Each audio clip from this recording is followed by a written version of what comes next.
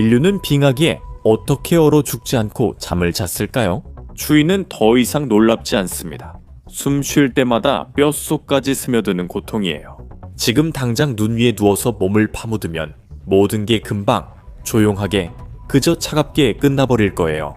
툰드라의 포식자들이 곧 얼어붙은 당신을 처리하러 오겠지만 그건 선택지가 아니에요. 당신은 자신뿐 아니라 가족과 조용히 응원해주는 아내를 위해 앞으로 나아갑니다. 벌써 12번째 겨울을 맞은 아들과 함께 사냥하며 곁을 지키고 있죠. 때가 되면 그는 가족을 돌볼 수 있을 거예요. 그리고 겨우 6번째 겨울을 맞이한 딸은 매서운 바람을 뚫고 한 걸음 한 걸음 연약한 건강과 싸우며 나아가고 있죠. 당신은 계속해서 행군합니다. 낮에 피난처를 찾는 것이 당신이 할 수 있는 전부입니다. 운이 좋으면 태양이 온기를 주어 더 빨리 이동하고 힘을 얻을 수 있습니다. 어떤 날은 태양이 그림자에 가려지고 눈은 멈추지 않으며 한 걸음 한 걸음이 힘듭니다. 딸이 뒤처지자 아들이 재촉합니다. 허비할 시간 없습니다. 밤이 오니 반드시 피난처가 필요합니다. 낮도 힘들지만 밤은 더 위험합니다. 기온이 내려가고 거센 바람과 어둠이 사방에서 몰려듭니다. 그리고 피로가 몰려올 때 한 가지는 확실합니다. 이런 날씨에 밖에 조금이라도 오래 머무르면 그 순간 바로 죽음을 맞이할 수도 있습니다. 자연의 힘이 해치지 않더라도 포식자가 위협이 될 수 있습니다. 피난처가 필요한데 동굴이 많아도 모두 적합하지 않습니다. 어떤 동굴은 가족이 들어가기엔 너무 작습니다. 다른 동굴들은 바람이 직접 부는 길목에 있어서 불을 피우기엔 너무 춥습니다. 그리고 나머지 동굴들은 이미 다른 누군가가 차지하고 있습니다. 어제 일처럼 기억나요. 당신은 어린 소년이었고 아버지와 형이 피난처를 찾아 동굴을 탐험하러 갔죠.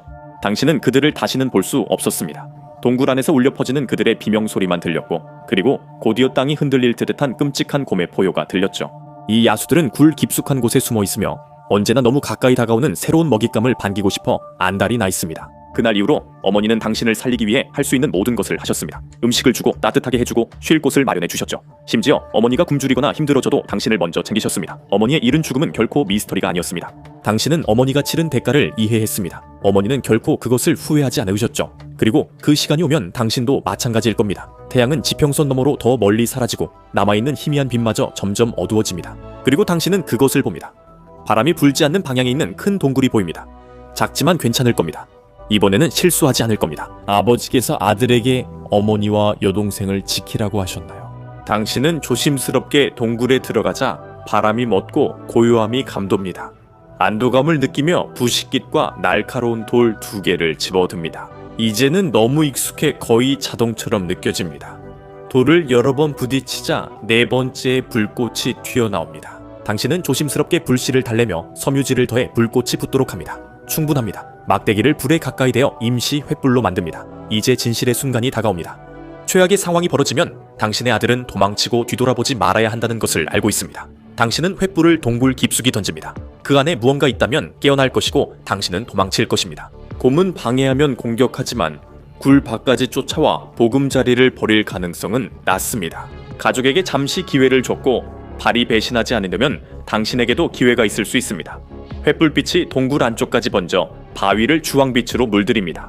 당신은 숨을 참고 귀를 기울이며 그 특유의 으르렁거림, 낮게 깨어오르는 포효를 기다립니다. 그 소리는 짐승이 깨어났다는 신호입니다. 하지만 대신 들려오는 것은 작은 끼익 소리뿐입니다. 커다란 털 많은 설치류가 동굴 밖으로 도망가고 당신은 더 깊이 들어갑니다. 안전한 은신처에서 가족에게 승리를 알립니다. 당신은 안식처를 찾았고 가족도 동굴로 들어옵니다.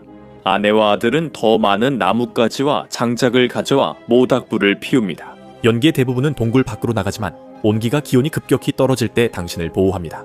여러분 모두가 입고 있는 두꺼운 모피옷과 합쳐지면 이전에도 수없이 그랬던 것처럼 오늘 밤도 무사히 보낼 수 있을 것입니다. 당신의 딸은 거의 즉시 모닥불 옆에 몸을 웅크리고 앉으며 그녀의 기침 소리가 타오르는 불꽃 소리와 뒤섞입니다. 아내가 딸에게 모피 담요를 덮어주고 당신은 아직 하루가 끝나지 않았음을 느끼며 사냥을 나설 준비를 합니다. 태양이 거의 구름 뒤로 사라지고 곧 세상은 어둠에 잠깁니다. 당신은 잠시 멈춰 동굴로 돌아갈 길을 표시합니다. 오늘 밤에는 큰 사냥을 하지 않습니다. 소수의 물이라 많은 고기가 필요 없고 생존에 필요한 영양분만 있으면 됩니다. 큰 동물을 잡는 데 드는 노력은 에너지만 낭비됩니다. 당신은 풀숲에 숨어 바스락 소리가 들릴 때까지 기다립니다. 토끼 크기의 통통한 동물이 남은 식물을 먹으러 나옵니다. 당신은 몰래 그 동물에게 다가가지만 동물은 당신을 발견하고 도망치려 합니다.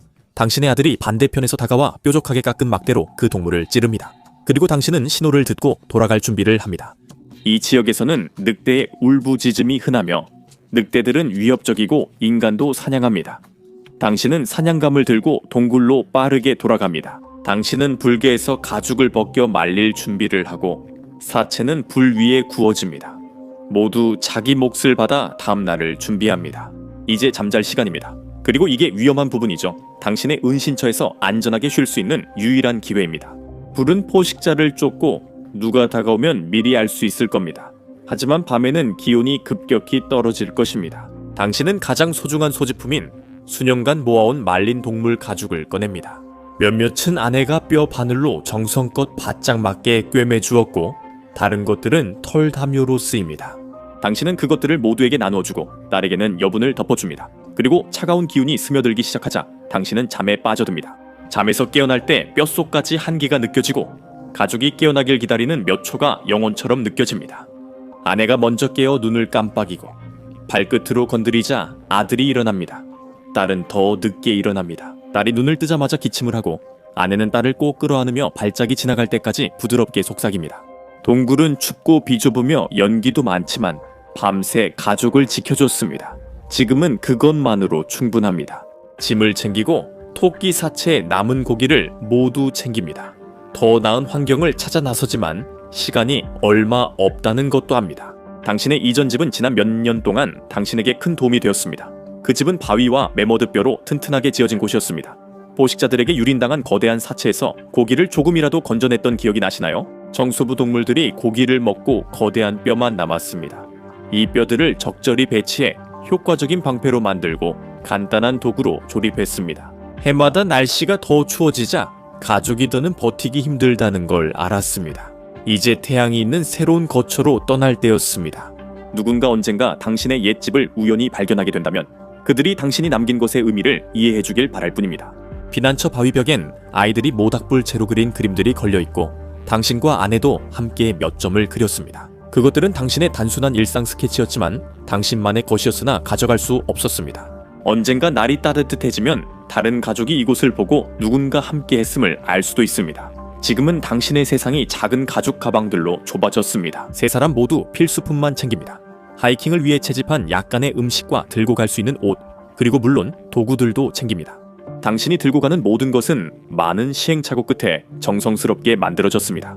뼈 조각은 창총 모양으로 다듬고 막대기의 덩굴로 단단히 묶었습니다. 이 창들은 가볍지만 작은 동물을 찌르거나 포식자의 피부를 벨 수 있습니다. 바위끌로 다른 도구도 만들 수 있습니다. 당신이 쓰는 모든 것은 손으로 다듬고 자연에서 깎아 만든 것입니다. 그러나 그 힘으로 이 환경에서 우위를 점하고 있습니다. 즉, 만약 당신이 이 추위를 견딜 수 있다면 또 하나의 혹독한 하루가 시작되는 것입니다. 밤에 썼던 가죽 담요를 꺼내 하나는 어깨에 두르고 나머지는 가족에게 줍니다. 눈 때문에 담요가 젖지만 단열이 보호해주고 불과해서 말릴 수 있습니다. 피난처를 찾으면 앞으로 이동하라는 신호를 보냅니다. 그리고 당신의 딸은 2걸음 걷다 비틀거립니다. 추가된 무게가 그녀를 짓누르고 원래도 힘이 거의 없습니다. 아무 말 없이 당신의 아내는 몸을 굽혀 딸을 안전하게 등에 업고 턱을 굳게 다물고 걷기 시작합니다. 아내가 해낼 수 있다면 당신도 할 수 있습니다.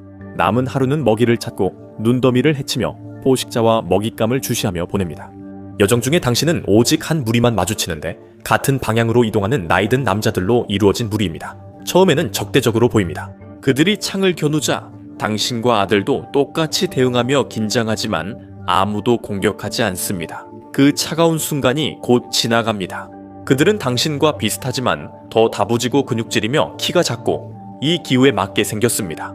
당신이 고개를 끄덕여 길을 허락하자 그들도 예의를 갖춥니다. 그들은 적대적인 지형도 거뜬히 사냥하고 채집합니다. 추위가 전혀 영향을 주지 않는 듯합니다. 하지만 당신에게는 매일이 생존의 카운트다운입니다. 오늘은 눈더미로 어제처럼 쉽게 이동할 수 없습니다. 최우선은 은신처를 찾는 것이며 결국 비슷한 버려진 은신처를 발견합니다. 지형을 보니 이곳은 강바닥의 벽으로 자연스럽게 보호막이 되는 돌출부가 형성되어 있습니다. 그 아래에서 피신할 수 있을 것 같고 바로 이런 상황에서 당신이 추가로 챙긴 짐이 도움이 됩니다. 돌출부가 강한 바람을 막아줍니다. 큰 가죽을 앞에 걸고 돌로 눌러 조잡한 커튼처럼 쓸 수 있습니다. 완벽하진 않지만 버틸 수 있습니다. 그리고 땔감을 모으러 나갑니다. 또 다른 불은 따뜻함을 의미합니다. 근처에 마른 나무가 충분해 가능합니다. 하지만 이제 계속 움직여야 합니다. 아내와 딸은 자연의 위협에서 당분간 안전합니다. 임시막 아래 작은 불이 있습니다. 아들은 이런 일상에 익숙해졌습니다. 그가 도구를 잡을 때부터 당신은 사냥, 채집, 불 피우는 법을 가르쳤습니다. 당신의 아버지가 당신과 형제에게 했던 것과 같았습니다.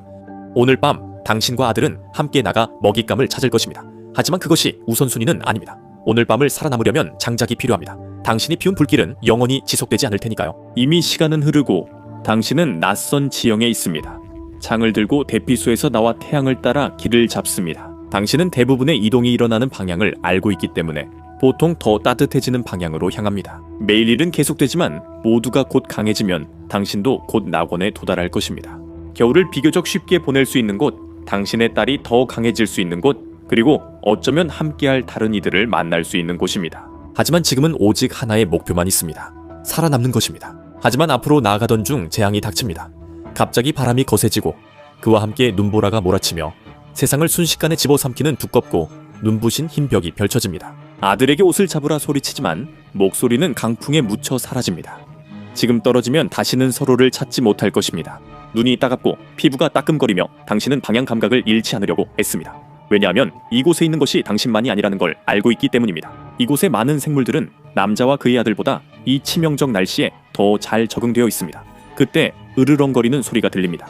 거대한 늑대가 갑자기 나타나 피에 굶주린 눈빛을 보입니다. 보통이라면 이런 늑대는 당신 같은 동물을 사냥하는 경쟁자일 뿐이지만 이 늑대는 무리에서 떨어져 나와 혼란과 분노, 그리고 고통에 사로잡혀 있습니다.